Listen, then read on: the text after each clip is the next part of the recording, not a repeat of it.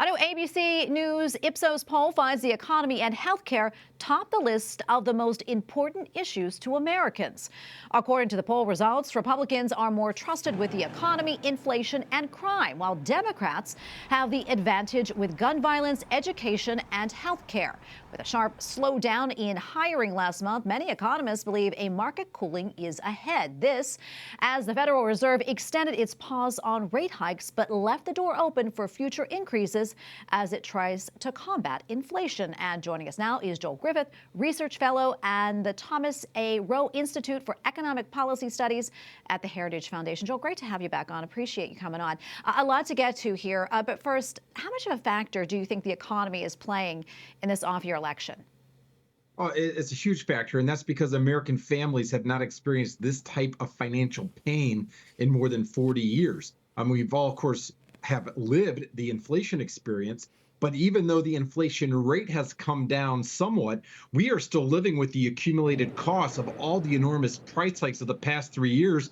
Typical middle-class family is earning around $5,000 less per year in real terms than they were 3 years ago. And that's not even factoring in the higher interest rate costs and credit cards. And it's not even factoring in the fact that a mortgage on a home is about $1,000 more per month now than it was a year and a half ago.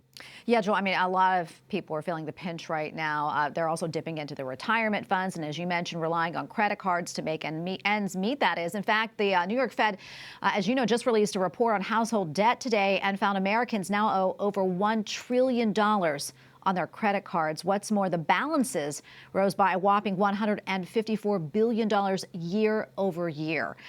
Joel, why is credit card debt rising so much, and how are people going to get it under control?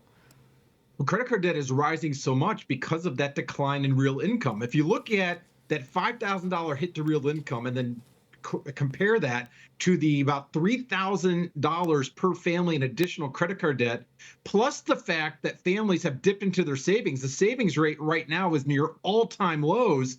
People have dipped into their savings, added on credit card debt, and that's just to compensate themselves for that $5,000 a year decline in real wages. It's not that people are wasting money on frivolous living. No, people are using those credit card balances to make their auto payments, to make their rent payments, and to buy groceries for the family. Yeah, it's really concerning. You know, another big concern is the war between Israel and Hamas and the potential for that to spill over into other parts of the region. Many speculate that could impact oil prices, sort of reminiscent of the Arab-Israeli War of 1973, which, as you know, led to an oil embargo and soaring prices. I want to get your thoughts on that, Joel. Do you think that could happen again here?